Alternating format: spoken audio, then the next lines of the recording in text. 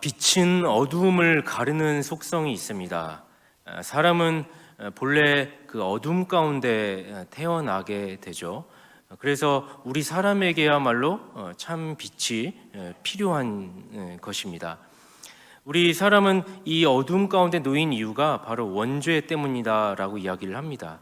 그러므로 이 원죄가 해결되지 아니하면 우리는 결단코 생명에 이를 수가 없는 것입니다. 이 원죄는 그 하나의 빛, 우리 자체 내에서는 발광할 수 없는 외부로부터 주어지는 빛에 의하여서만 이 원죄가 덮여지고 가려질 수 있고, 그리고 우리의 새 생명의 아름다움이, 고귀함이 드러날 수가 있는 것입니다. 예부터 그 부패한 인간들은 바로 그 빛이 주어졌을 때 그 빛을 하등히 여기지 아니하고 주어진 것에 대하여 택함 받은 자들은 감사함으로 나아가고는 했습니다. 성경에 보면 우리가 아브라함이라고 하는 아버지가 이방인이었고 우상을 믿는 가정 안에 자랐음에도 불구하고 하나님께서 빛을 비춰 주시자 본토 아비집을 떠나 갈대아 우를 떠나 내가 내게 거할 땅으로 하나님이 인도하심에 따라 아브라함이 갔던 것을 보게 되며, 많은 믿음의 선진들이 그와 같이 빛이 주어졌을 때 그 빛을 없이 하지 아니하고 그 희미한 불빛일지라도 나의 생명을 담보로 하여 건너갔던 것을 우리는 알고 있습니다. 그런데 역사 가운데 꼭 이런 사람들만 있었던 것은 아닙니다. 빛이 주어졌음에도 불구하고 그 빛을 가벼이 여기거나 경홀히 여겼던 사람들도 분명히 존재했습니다. 그래서 그 빛이 비추어짐에 의하여서 하나님께서 은혜를 주시고자 함에도 불구하고 스스로들이 그 빛을 거절하였던 일들, 이런 일들이 자꾸 반복이 되자 하나님께서 그 백성들에 대한 진노를 일으키시기 시작한 것이죠. 그리하여 혈통적 이스라엘 백성들이 자신들에게 주어졌던 그 빛에 대한 하나님의 은택을 스스로들이 발로 걷어차서 나중에 말라기 시대 때는 어떤 일들이 일어나죠? 제사장들이, 그리고 많은 사람들이 제사를 드리러 올 때 눈이 먼 짐승, 다리를 저는 짐승을 가지고 오고선 하나님은 살아계신 것 맞냐고 오히려 큰 소리를 치지 않습니까? 11조도 그리고 봉헌물도 다 자신들이 하나님께 드려야 할 것들을 훔쳐가거나, 그러면서도 오히려 하나님의 은혜 소리쳤던 것을 보게 되며 하나님께서 진노를 거두어 가시는, 빛을 비추시기를 멈춰버리시는 그런 선언을 하게 되십니다. 그러나 하나님께서 완전히 거두어 가신 건 아니시죠. 완전히 거두어 갔다면 우리 인생들도 지금 이렇게 소망 가운데 살 수가 없을 것입니다. 하나님께서는 분명히 신실하신 분이기 때문에 최초의 아브라함과 그 족장들로부터 자기가 빛을 주겠다 하였던 그 신실한 언약에 기반하여 잠시 빛을 거두어 가셨고 그들에게 회개를 촉구하셨던 것이죠. 그 과정 가운데 하나님께서 빛을 거두어 가시고 후에 빛을 다시 주시겠다 약속하셨던 것입니다. 그래서 그 빛이 400년이 지나고 나서야 이제 비추이게 된 것입니다. 유대 땅에 목자들에게 천사가 나타나서 하나님께서 그리스도 아기 예수에 대한 나심에 대한 소식을 전해주게 되고, 그리고 어떤 유대 지역의 제사장 사가랴에게 나타나서 내 아들이 그 빛을 증거하는 또 다른 증거자, 선견자로서의 사명을 감당하게 될 것이다 라는 사실을 가르쳐주게 되며, 온 유대 산골에 그리스도 예수, 아기 예수가 탄생할 것에 대한 소문이 자자하게 됐다라는 사실을 우리가 알게 됩니다. 무엇보다 이 빛은 유대인들에게만 국한되지 않게 됩니다. 400년 전에 이스라엘 백성들이 하나님이 주어진 그 감격함을 유지하지 않게 되니 하나님께서 빛을 거두어 가시면서 첫째로는 회개를 촉구하신과 동시에 둘째로는 이제 그 빛이 다시 비춰질 때는 너희들에게만 갔던 그 구원의 은택이 너희들뿐만이 아니라 이방인들 전체에게도 비추어지는 은혜의 확장으로까지 내가 나아가게 하는 어떤 계기가 되는 것이죠. 그래서 400년이 지나 그 은혜의 빛이, 말씀이 육신으로 오시게 되는 성육신의 사건을 통하여서 은혜와 진리가 충만한 그 사건을 통하여서 이방인들에게도 구원의 빛이 비추게 됩니다. 그래서 그 이방인으로서의 첫 혜택을 아마도 오늘 우리가 읽었던 본문에서 동방 박사들이 입었던 것 같습니다. 저는 오늘 그 빛을 받은 자들과 빛을 받았음에도 불구하고 거절했던 자들, 이들에 대해서 한번 이야기해보고자 합니다. 첫째로 빛을 받았던 자들은 동방 박사들이었습니다. 우리는 본문에서 이 아기 예수가 탄생할 때 동방 박사들이 이 별을 보고 예루살렘까지 찾아왔다라고 하는 기사를 보면서 그들이 아기 예수께 엎드려 기뻐하였다는 것을 보게 됩니다. 근데 이것은 참 예사롭지 않은 것입니다. 왜 그렇죠? 동방 박사가 별을 따라갔다라고 하는 결정은 결코 쉬운 결정이 아니기 때문입니다. 그들이 별을 보고 예루살렘으로 갔다라고 했을 때 그 거리가 얼만큼 됐을까요? 동방 박사라고 이야기했을 때 동쪽은 유대 지역에서 동쪽을 의미하기 때문에 정확한 근거 자료는 없지만 보통 이렇게 추정을 합니다. 바사제국 또는 바벨론 지경이었다라고 생각을 하게 됩니다. 그러니 그 거리가 옛날에는 지금처럼 교통수단이 좋은 것도 아니기 때문에 그 거리를 오고 가는데 숙박도 해야 되고 비가 오면은 어디 쉬어야 되고 먹고 마시는 모든 문제들을 해결하면서까지 오기에는 상당한 거리였을 것입니다. 이 거리를 우리가 어느 정도 추산을 해본다면 우리가 본문을 2장 1절부터 쭉 밑에 읽어나가면 동방 박사가 결국 예루살렘에 당도하여서 헤롯 왕을 만나게 되죠. 그래서 헤롯 왕을 만나고 난 다음에 면담이 끝나고 동방 박사가 아기 예수께 다시 가게 됩니다. 그때 헤롯이 이렇게 얘기를 하죠. 2살 이하의 아이들을 다 죽여라. 왜 그러죠? 동방 박사가 아기 예수 소식을 가지고 왔다고 하니까 내가 왕인데 그 유대인의 왕이 또 있단 말이야? 안 되겠어. 그러면은 그 아기 예수를 죽일 수 있는 방법이 뭘까? 그래, 어디 있는지 모르니까 2살 이하의 아이들은 다 죽이라 하자. 그 말은 동방 박사가 추정하여서 왔던 그 기간을 암시해 주는 것입니다. 어느 정도 2살 이하, 그러니까 한 돌 정도는 지난 아이들은 다 죽이기를 원했던 것이죠. 헤롯이 그렇게 해야 그 아기 예수도 해당이 되니까요. 그러니까 동방 박사가 최초의 별을 보고 하나님으로부터 계시를 받아서 별을 보고 걸어와서 2년 이하의 시간이 됐다라고 우리가 생각해 볼 수가 있을 것입니다. 그러니까 바벨론 지경에서 예루살렘까지 오는 기간은 한 1년 됐을 것이다. 그 1년이라고 하는 그 시간 동안, 긴 시간 동안 동방의 이방인이었던 그들이 무엇을, 어떤 가치가 있길래 그것을 목적으로 두고 그 힘든 여정을 그 희미한 불빛 하나에 의지하여서 올 수가 있었던 것인가. 그 사실을 우리가 생각해 봐야 하는 것이죠.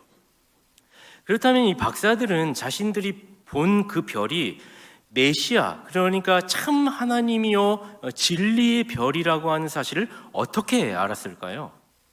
우리가 보통 그 동방 박사라고 했을 때 이 박사라고 하는 단어가 헬라어로 마고스라는 단어입니다.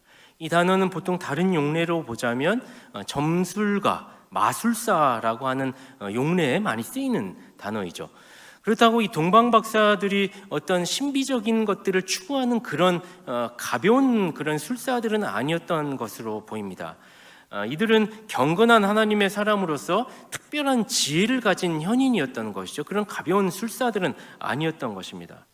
그러니까 요약을 해보자면 이런 것이죠. 이들이 술사는 술사인데 점성가였다. 그러니까 별들을 바라보며 그것에 대해서 진리를 연구하고 인생을 돌아보며 어떤 존재적인 의미를 묻고 그리고 그 진리 가운데에서 삶의 의미를 발견하기를 원하고 그리고 원했던 경건한 어떤 학자들이었다. 이렇게 생각해 볼 수가 있습니다. 지혜를 탐구하는 천문학자들이라고 하면 좋을 것 같습니다. 그러니까 이들이 지혜를 탐구하다가 하나님께서 우주적인 관점으로, 그렇죠, 유대인들에게만 베풀었던, 그 선민에게만 베풀었던 구원의 은택을 이제 내가 이방인들에게도 나누고 보편적으로 알리기를 원하는 그 계획의 도구로서 경건한 지혜를 탐구했던 동방 박사들을 활용하셨던 것이죠. 그래서 동방 박사에게 어떻게 나타나고 어떻게 알려졌는지는 성경이 가르쳐주지 않습니다. 그러므로 그것을 우리가 유추하고 이럴 것이다라고 이렇게 따지는 것은 그렇게 유익하지 않습니다. 딱 한 가지 분명한 것은 하나님께서 동방 박사를 도구로 사용하셔서 이방인들에게도 구원이 알려지게 하는 사실을 보여주셨다라고 하는 것, 그리고 그 동방 박사가 하나님의 계시를 어떻게나 저쪽에나 맛보고 희미한 불빛이었음에도 불구하고 전체 삶의 전인을 들여 자기를 부인하여 모든 수고를 감내하며 나아갔다라고 하는 것, 이것이 우리에게 중요한 사실입니다. 우리는요, 어떻습니까? 빛이 비추어졌을 때 어떻게 반응하십니까? 진리의 빛이 비춰졌을 때 어떻게 반응하십니까? 동방 박사는 신라 같은 이 희망을 가벼이 여기지 않았다는 것입니다. 우리는 수없이 많은 정보의 홍수 속에 살고 있습니다. 그렇죠? 얼마나 많은 성경적인 지식과 공급처가 널려 있는지 모르겠습니다. 우리 교회만 봐도 우리가 한 사람의 성도로서 마음 먹고 신앙생활에 임해보겠다라고 결심을 하시는 분이라면 우리 교회 안에 커리큘럼이 아주 이렇게 탄탄하게 되어 있음을 보게 되실 것입니다. 매 새벽 예배마다 매일 성경을 묵상하면서 성경 강해가 일어나고 있습니다. 그리고 수요일마다 금요일마다 그 말씀이 선포가 되고, 그리고 기도처가 단일 기도팀이 있고, 새벽 기도뿐만이 아니라 우리가 은혜의 공급을 충분히 얻고 그리고 누릴 수 있는 그런 공급처가 우리 교회 안에서도 많이 널려 있죠. 그리고 전반기 하반기 때마다 양육 프로그램이 있어서 교육자들이 성심성의껏 준비한 말씀의 진리를 소요리 문답이나 또는 성경 강해를 통하여서 알아가는 어떤 그런 바탕이 우리에게 허락되어져 있습니다. 이런 것이 즐비함에도 불구하고 우리의 신앙이 만일 그렇게 진보하지 못하거나 더디다면 왜 그런 것일까요? 사실 공급처가 많이 있고 없고의 문제가 아닌 것입니다. 그러면 무엇의 문제일까요? 이것은 간절함의 문제인 것입니다. 사실 마음이 가난해져 보지 않은 사람들이라면 이 하나님의 희미한 불빛조차도 나의 생명을 담보하는 것이라는 생각을 할 수가 없는 것이죠. 인생의 한계를 알고 세상에서 치이고 나의 연약함을 알고 하나님이 없으면 내가 죽겠습니다라고 하는 그 간절함, 하나님을 아는 지식과 참된 십자가의 은혜에 대하여 기대도 없는 사람은 결코 예배당에 나와서 진실한 감격을 누릴 수가 없는 것입니다. 동방 박사는 정말 어려운 환경에 놓인 사람들과 같아요. 전무후무합니다. 그런 사람들이 또 있을까요? 북한에는 여전히 지하교회에서 밤에 형제가 예수를 알게 돼서 부모 또는 또 다른 형제에게 자신의 신앙이 들킬까봐 호롱불을 켜고 찢어진 성경책을 나눠 읽는 그런 일들이 현재 일어나고 있다고 합니다. 그 절박함과 간절함이 있다면 죽음의 공포 속에도 말씀을 붙드는 그런 간절함이 있는 것입니다. 이 시대가 얼마나 복음에 대하여 기대감을 가지고 있을까요? 어떤 기대감을 가지고 이 자리에 오셨습니까? 주일을 준비하실 때 토요일 밤에 어떤 마음으로 주일을 기대하고 오십니까? 하나님 말씀에 대한 그 간절함과 그리고 그 사모함이 우리로 하여금 그 말씀을 미리 읽게 하고 미리 묵상하게 하고 조금이라도 빨리 듣기를 열망하는 마음에 아침에 눈이 일찍 떠보신 적이 있으십니까? 어떤 기대감을 가지고 성경을 읽으십니까? 개인 경건으로 성경을 읽으십니까? 읽으시면서 그 한 절 한 절을 읽으면서 내가 이만큼 읽었지로 나의 자랑을 삼으려고 하는 것이 아니라 진실로 이 성경 한 절을 읽을 때 넘어갈 수 없는 그 간절함을 가지고 계십니까? 열왕기서를 읽으면 왕들이 어떻게 돼 있고 한 명 한 명 다 써보셨습니까? 그 왕들과 왕들 사이에 어떤 선지자들이 있었는지 생각을 해보셨습니까? 그 선지자들이 왜 눈물로 기도하였는지 나와의 삶 가운데 투영을 해보셨습니까? 그런 간절함이 우리로 하여금 성경을 보는 안목을 넓혀주고 그 삶 가운데 그 간절함이 성경을 통하여서 준 은혜로 말미암아 실제 역사하는 일들을 있게 한다는 것입니다. 동방 박사 같은 생명에 이르는 그런 빛을 헛되이 여기지 않고 간절함 가운데 작은 빛일지라도 모든 것을 걸 수 있는 저와 여러분이 되기를 바랍니다. 또한 우리는 하나님의 빛에 조명하심을 받은 이 동방 박사들이 얼마나 그들의 마음이 진실한 마음이었는지를 증거하는 본문을 보게 됩니다. 그들이 아기 예수님을 찾아가서 문 앞에 당도에서 무엇을 가지고 갔습니까? 그들이 예물을 가지고 갔죠. 황금과 유향과 모략이라고 하는 예물이었습니다. 그들은 그 세 가지 예물은 고대 왕들에게 나아갈 때 왕들에게만 바쳐지는 가장 고귀한 예물이었다라고 합니다. 그러니 동방박사가 자신들이 할 수 있는 최고의 것을 가지고 아기 예수를 찾아갔다라고 하는 사실을 우리는 알 수가 있는 것이죠. 우린 주님께 나올 때 비단 물질뿐만이 아니라 우리의 전 영역을 하나님 앞에 바칠 수 있어야 합니다. 그것은 비단 시간, 그리고 힘, 에너지, 모든 것을 말하는 것입니다. 이것은 그런데 말로서만 이야기하는 게 아니라 간단한 문제가 아닙니다. 나의 전인격과 시간과 에너지와 물질 모든 것을 드린다라고 하는 것은 간단한 이야기가 아닙니다. 무엇이 하나님이 기뻐하시는 것인지 고민하지 않는 사람들은 이것을 드릴 수가 없는 것입니다. 돈이 있으면 무엇합니까? 드릴 수가 없죠. 왜냐하면 이 돈이 어떻게 하나님 나라와 교회와 성도들과 이웃들에게 쓰여야 할지에 대해서 고민하지 않으면 이게 쓰여지지가 않는 것이죠. 시간이 있어도 쓰여지지가 않는 것입니다. 왜 게으르고 왜 태만한 것이죠? 이 시간을 어떻게 활용해야 되는지에 대한 고민을 하지 않으면, 하나님께 어떻게 드려야 하는지에 대해 고민하지 않으면 그것이 생각이 안 나는 것입니다. 실천이 안 되는 것입니다. 그러니까 하나님 앞에 우리의 전 삶과 인격을 드린다고 하는 것은 무엇이냐면 바로 그것을 이제 우린 지혜라고 하는 것인데, 그 지혜는 쥐어 짜야 나오는 것입니다. 어떻게 해야 하나님께서 기뻐 받으시는 예배가 되는 것인가? 어떻게 해야 이 하나님께서 받으시는 귀한 시간과 자격이 되는 것인가? 쥐어 짜보는 것입니다. 내가 할 수 있는 것이 도대체 무엇이 있을까? 나처럼 악하고 연약한 인생이 하나님이 받으시기에 어떻게 해야 고귀한 것으로 환산하여 드릴 수가 있을 것인가? 나의 재능은 무엇이고 내가 할 수 있는 가장 귀한 것은 무엇인가? 고민하지 아니하고 쥐어 짜내지 아니하면 이것은 나올 수가 없는 것입니다.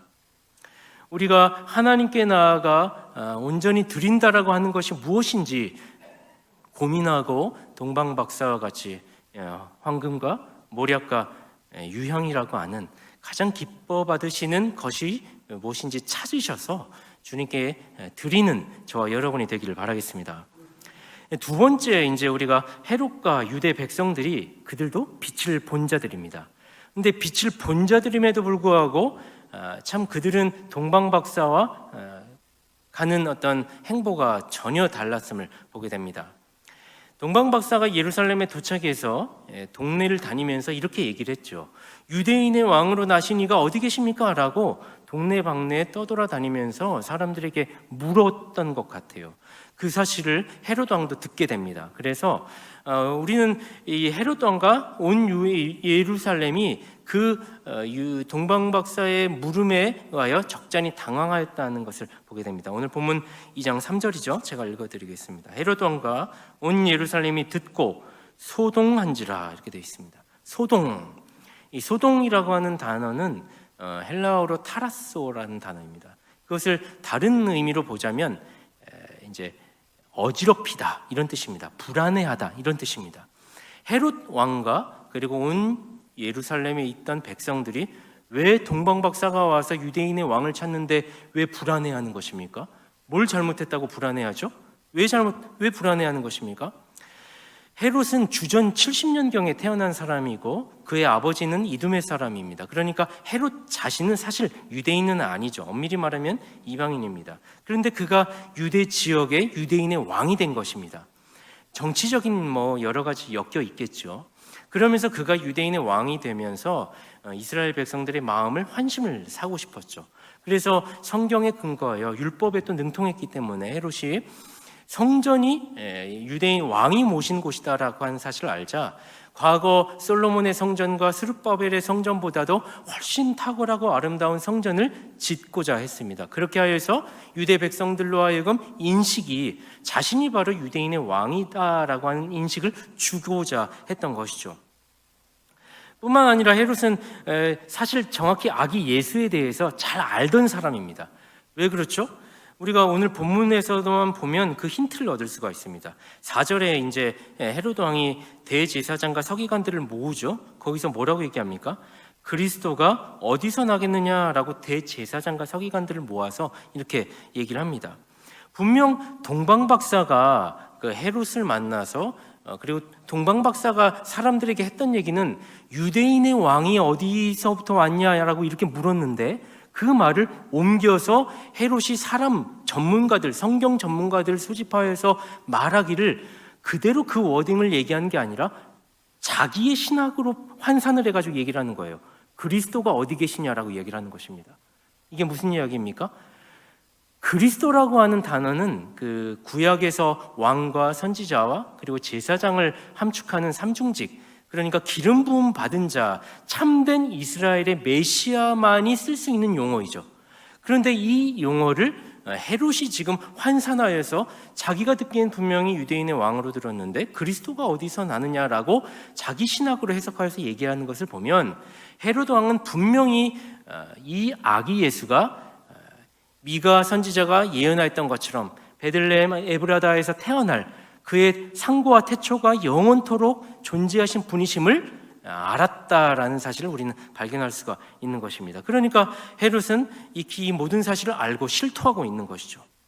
헤롯이 불안해하고 두려워한 이유가 무엇입니까? 그렇죠? 이 온 예루살렘의 백성들이 불안해하고 어지러웠던, 소동했던 이유가 무엇입니까? 같은 것이죠. 결국은 이 온 예루살렘의 사람들도 마찬가지입니다. 왕이 바뀌면 어떻게 되죠? 자기의 어떤 생활의 터전과 그리고 정치 방식이 모든 게 바뀌게 되니까 새 정권과 새 정치와 새로운 환경으로 자신의 안정적인 삶의 대부분이 바뀌게 되니까 불편하게 되겠죠. 이것이 싫은 것이죠. 그래서 헤롯과 이 온 유대의 사람들이 소동했던 것입니다. 굉장히 번민 가운데 어찌할 바를 몰라 했던 것이죠. 왕이 왔는데도 불구하고, 진정한 왕이 오셨음에도 불구하고 우리는 개인의 삶에서 빛을 보게 될 때 말이죠, 즉각 반응해야 합니다. 이것을 내 체면과 평판 때문에 무시해버려서는 안 되겠죠. 나의 어두움을 깨닫게 될 때, 빛이 비춰졌을 때 나의 어두움이 들춰지게 되면 그것을 결코 묵살하거나 묵과해서는 안 됩니다.